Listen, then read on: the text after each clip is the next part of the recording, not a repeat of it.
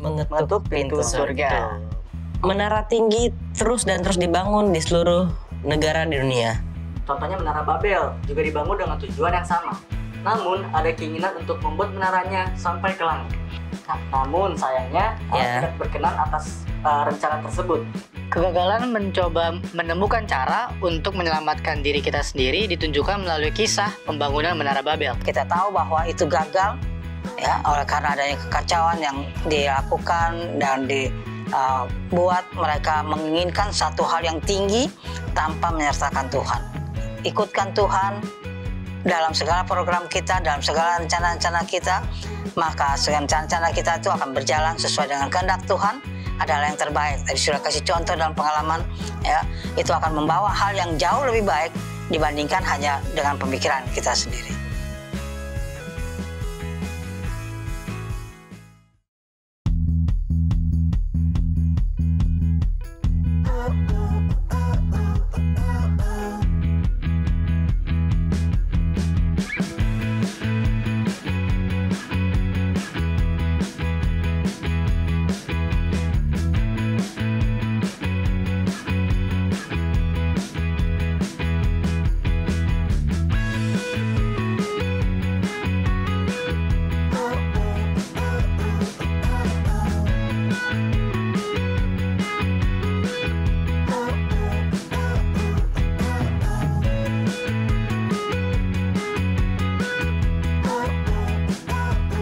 Halo teman-teman, tahukah kalian bahwa sejumlah negara di dunia berlomba membangun gedung-gedung pencakar langit untuk dinobatkan sebagai gedung tertinggi di dunia? Di antaranya adalah Dubai, Cina, Hong Kong, Taiwan, maupun Amerika Serikat. Berdasarkan data dari Skyscraper Center, gedung tertinggi di saat ini diraih oleh Burj Khalifa di Dubai dengan tinggi sekitar 828 meter. Menara tinggi terus dibangun di seluruh negara di dunia, seakan ingin menyaingi ketinggian bangunan yang sudah ada sebelumnya. Semua berlomba untuk membangun pencakar langit yang lebih tinggi. Nah, pada masa lampau, menara ini berfungsi sebagai tempat pengintaian. Contohnya Menara Babel juga dibangun dengan tujuan yang sama. Namun, ada keinginan untuk membuat menaranya sampai ke langit. Maksudnya, selain sebagai tempat pengintaian, menara ini juga dibangun untuk memperlihatkan kepada dunia bahwa inilah menara yang tertinggi sejagat raya. Menara ini akan menjadi bangunan spektakuler yang akan menimbulkan decak kagum dan pengakuan oleh seluruh umat manusia. Sudah tentu ya, hal ini akan menjadi kebanggaan bangsa yang membuatnya atau membangunnya. Apalagi, nama mereka akan menjadi harum di mana-mana. Namun sayangnya, Allah tidak berkenan atas rencana tersebut. Ia bukannya tidak mau manusia maju, tetapi di balik rencana spektakuler itu ada keinginan manusia yang untuk menyamai dengan dirinya. Kata langit di pihak lain menunjuk kepada tahta Allah. Dengan begitu, rencana manusia menggapai langit menyimbolkan keinginannya untuk menggeser atau menggantikan kedudukan sang khalik tersebut.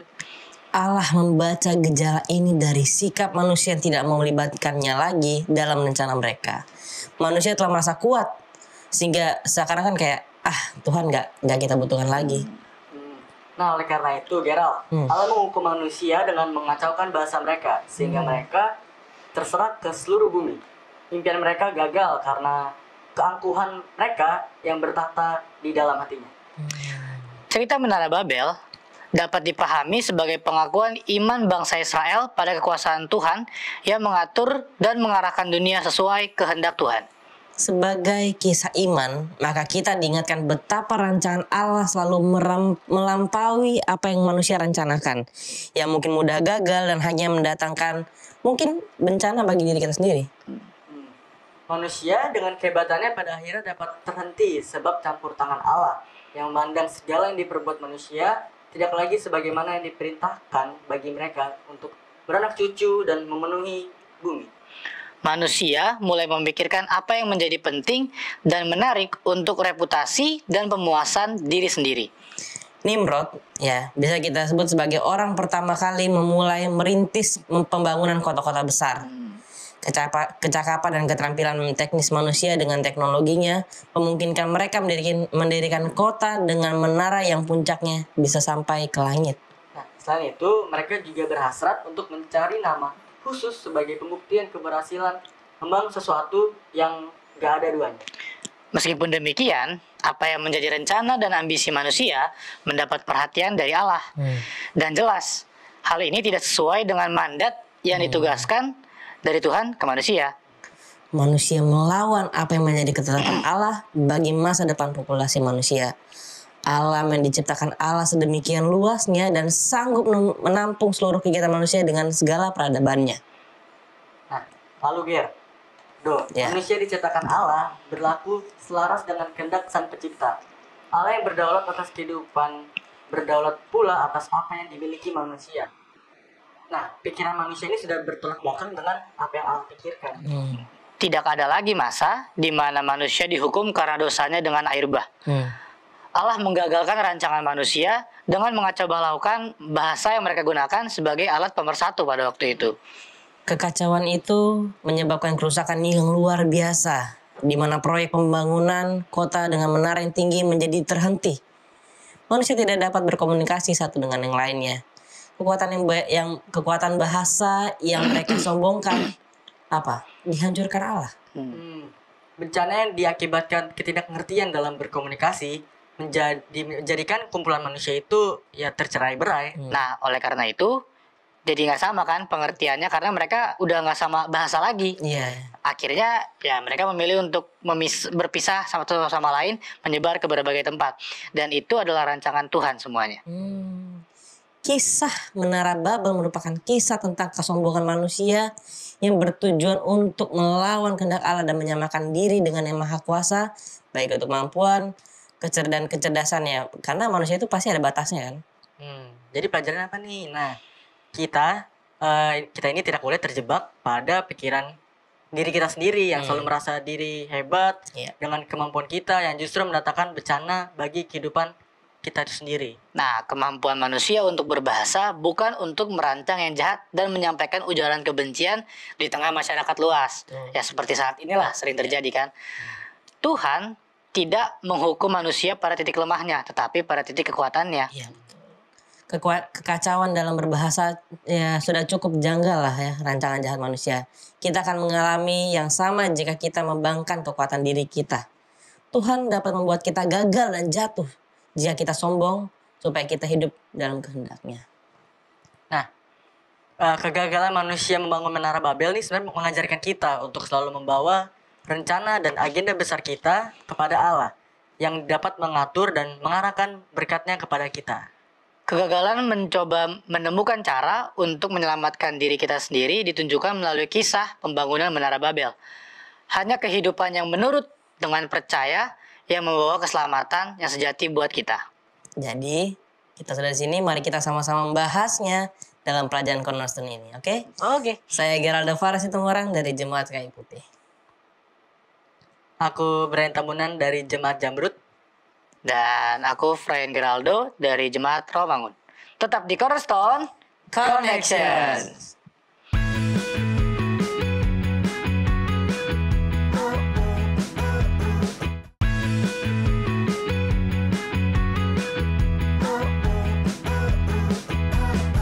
Kembali lagi di Cornerstone Connections. Program ini hadir untuk menuntun kamu kepada Alkitab agar dapat melihat kisah besar Allah dan manusia. Jika kamu mencari firman Allah yang benar, Cornerstone Connections menyajikan Alkitab dan menantang kamu untuk menghubungkannya dengan kehidupan nyatamu. Nah, sepanjang triwulan ini, tema besarnya yaitu sebelum dan sesudah. Dan saat ini kita sudah ada di pelajaran ke-6 yang judulnya adalah Mengetuk surga. Mengetuk. Oh iya, mengetuk pintu. Mengetuk. Kan kita sama-sama belajar. Mengetuk pintu surga. Iya. Juga kata mereka kita baca lah ya dari ayat inti kita, Kejadian 11 ayat 4. Juga kata mereka, marilah kita dirikan bagi kita sebuah kota dengan sebuah menara yang puncaknya sampai ke langit. Dan marilah kita cari nama supaya kita jangan tersesak ke seluruh bumi. Terserak ya. Nah, dari ayat inti yang udah dibacakan sama Gerald nih, apakah kita memperhatikan sesuatu yang aneh mengenai bagaimana mereka tiba pada sebuah ide untuk membangun sebuah kota besar dengan menara yang sangat tinggi? kepada siapakah mereka mempertimbangkan rencana mereka? Nah, apakah kita di sini nih pernah merencanakan untuk melakukan suatu hal yang besar, tapi lupa untuk minta masukan dari Tuhan? Oke. Kita baca dulu lah sekilas cahaya ya. Nah, Kalau tadi saya sudah baca Tinti, sekarang saya baca sekilas. baca lagi. Dalam Alfa dan Omega jilid 1 halaman 133. Namun demikian ada beberapa di antara mereka yang takut akan Tuhan, tetapi telah tertipu oleh sifat pura-pura dari orang-orang jahat dan tertarik kepada muslihat mereka. Demi untuk orang-orang yang setiawan ini, Tuhan telah menunda penghukumannya dan memberikan kepada mereka kesempatan untuk menyatakan tabiat mereka yang sebenarnya. Nah, Ger, dari kutipan itu mengatakan bahwa ada orang percaya yang setia di antara para pemberontak dan orang yang tidak percaya yang membangun menara Babel. Beberapa orang yang berhimpun untuk membangun menara adalah orang tulus yang keliru melakukan apa yang sementara mereka lakukan. Nah, tapi ini teman-teman, ada pandangan lain dari C.S. Lewis, seorang penulis dan pengajar Kristen dari Inggris pada abad ke-20. Dia bilang, saya menyerah dan mengakui bahwa Allah adalah Allah. Ada juga nih seorang yang bernama atau seorang dari The Work of Chariot.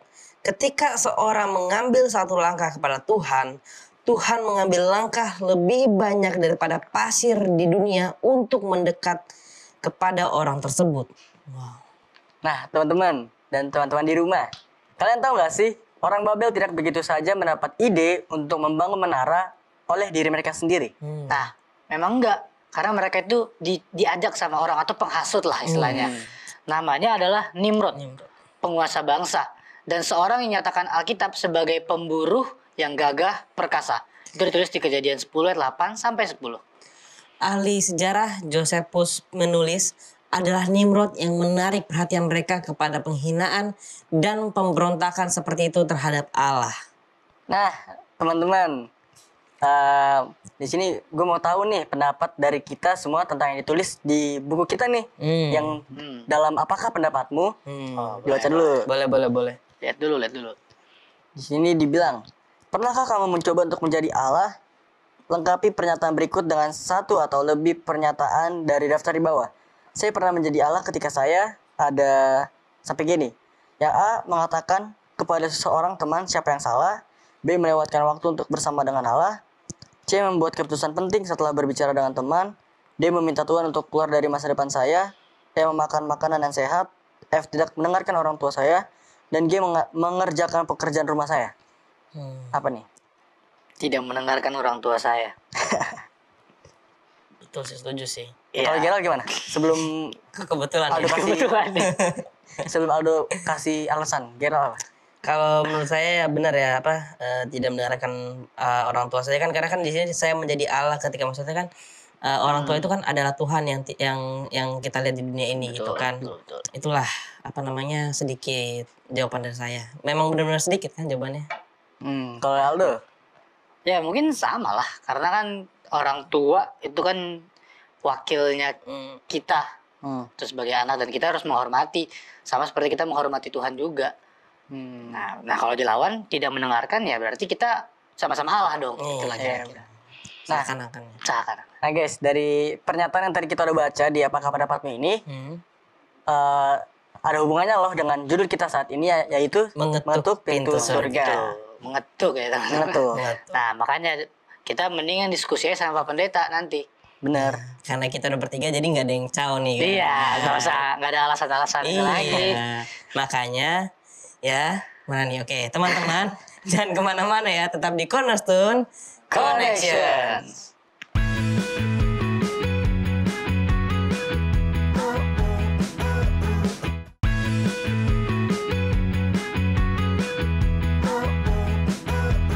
Kembali lagi bersama kami di Cornerstone Connections. Nah di sini sudah ada bersama kami nih Pak Pendeta Bini Tambunan. Shalom Pak Pendeta. Shalom. Baik-baik ya. Baik. Sehat semuanya. Nah, kita langsung aja Pak Pendeta ya, langsung ke diskusinya nih. Ya. Sikat.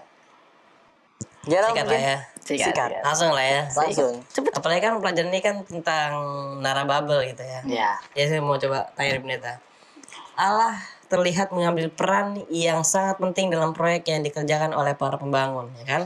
Apakah yang menarik perhatian Allah? Apakah Tuhan merasa khawatir jika para pembangun berhasil dalam tindakan mereka untuk melawan, khususnya dalam pembangunan Menara Babel ini, Pendeta?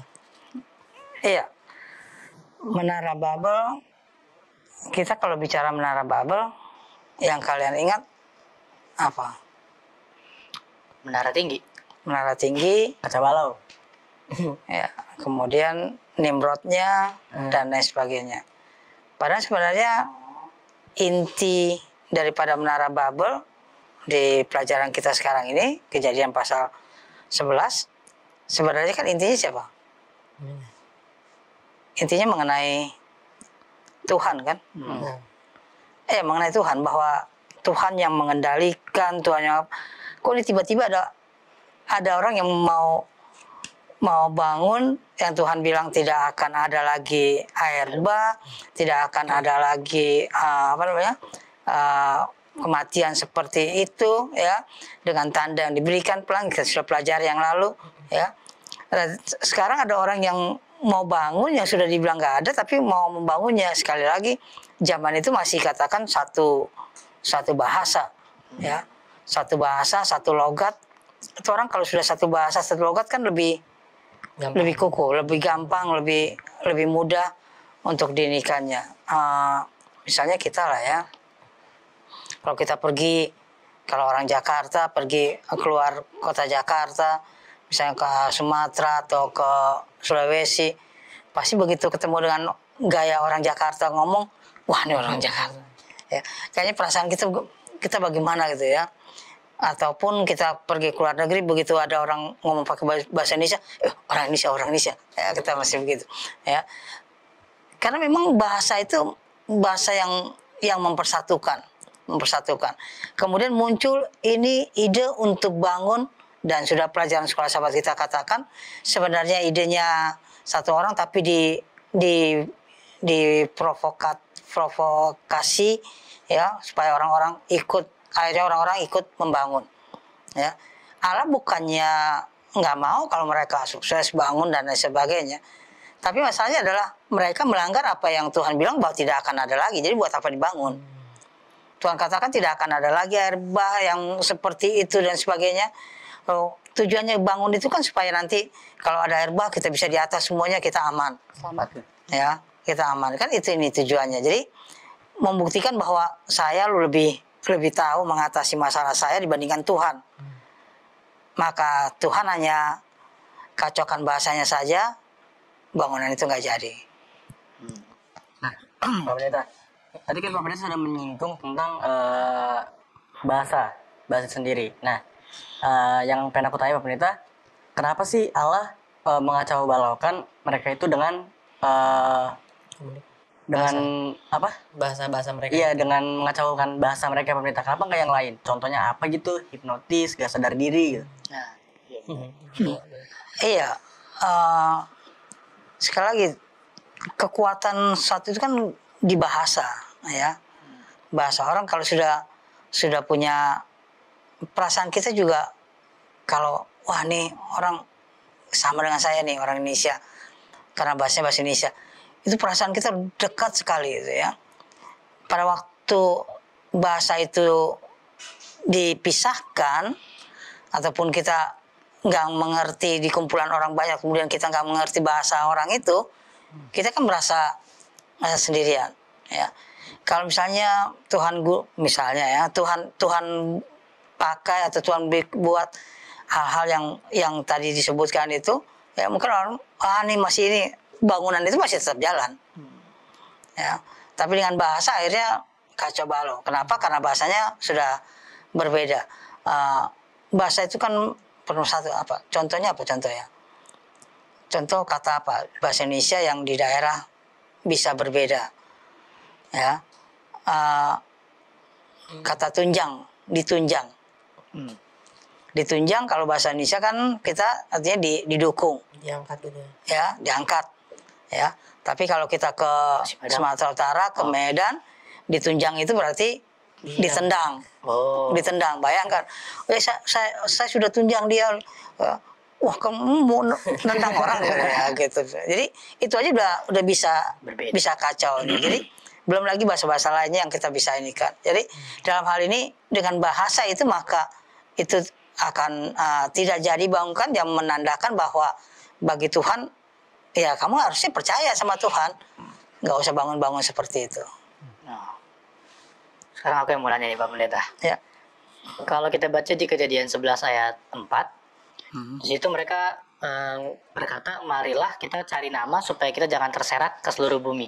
Nah, yang ingin saya tanyakan itu adalah kenapa mereka bisa berpikir seperti itu? Kenapa? Apa latar belakang yang menjadi alasan mereka untuk nggak mau kepisah-pisah gitu Pak Pendeta?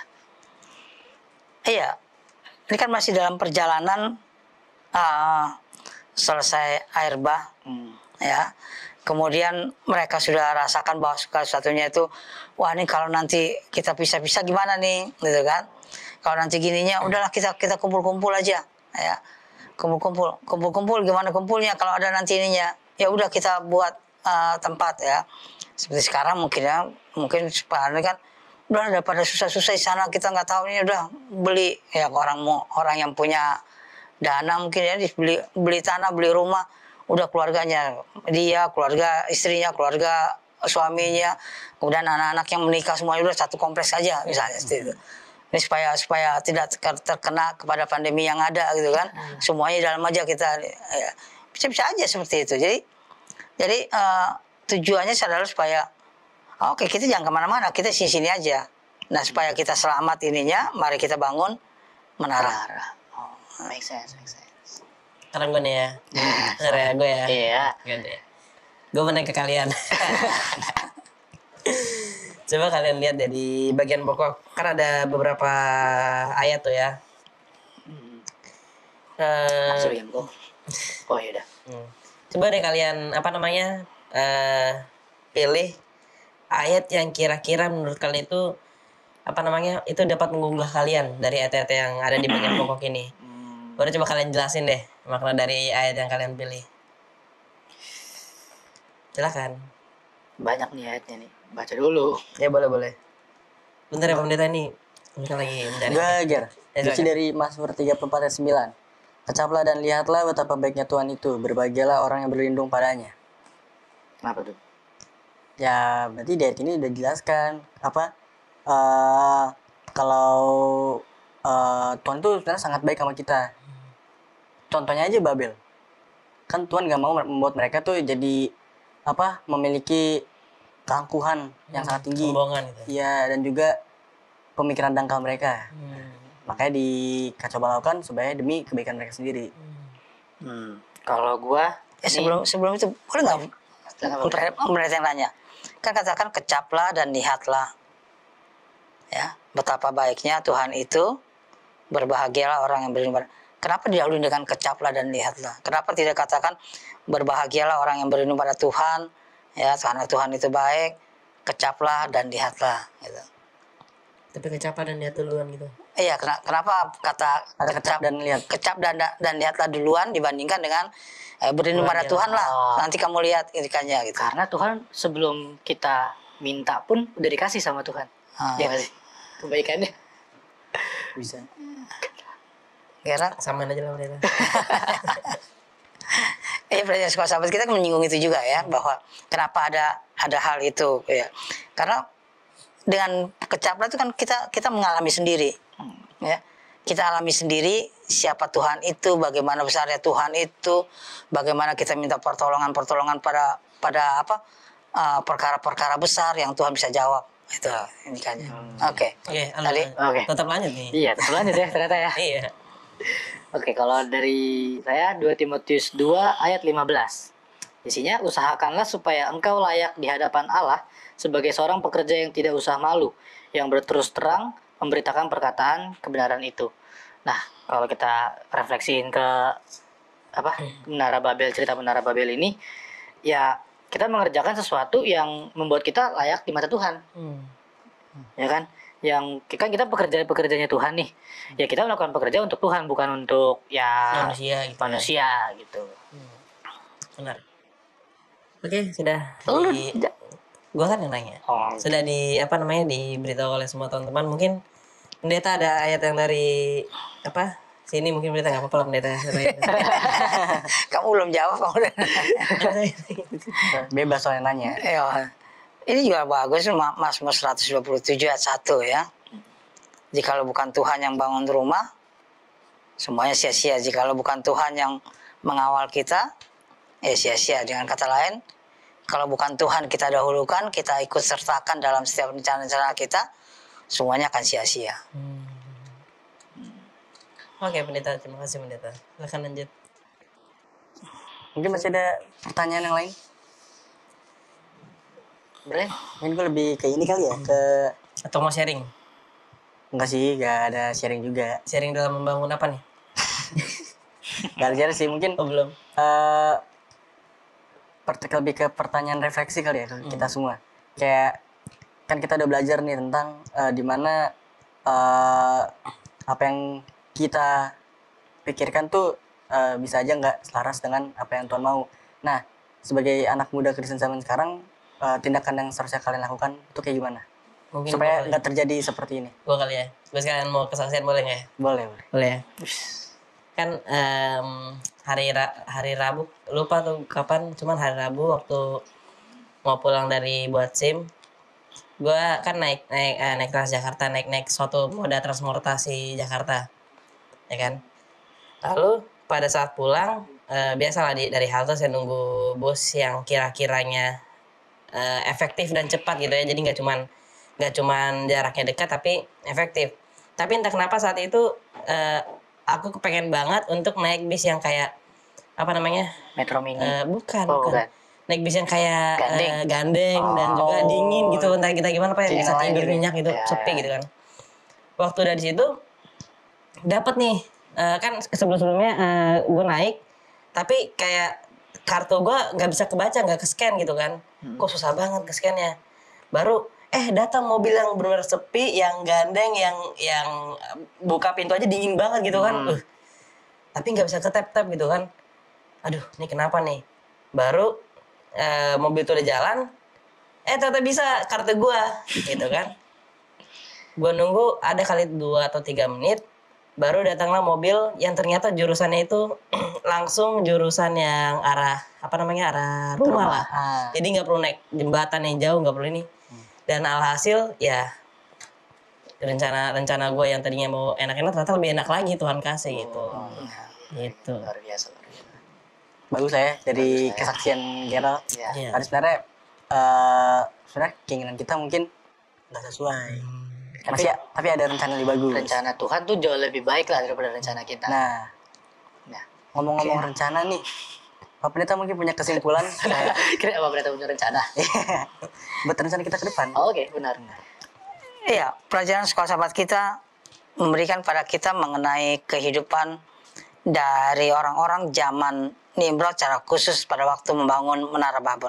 Kita tahu bahwa itu gagal ya oleh karena adanya kekacauan yang dilakukan dan dibuat mereka menginginkan satu hal yang tinggi tanpa menyertakan Tuhan.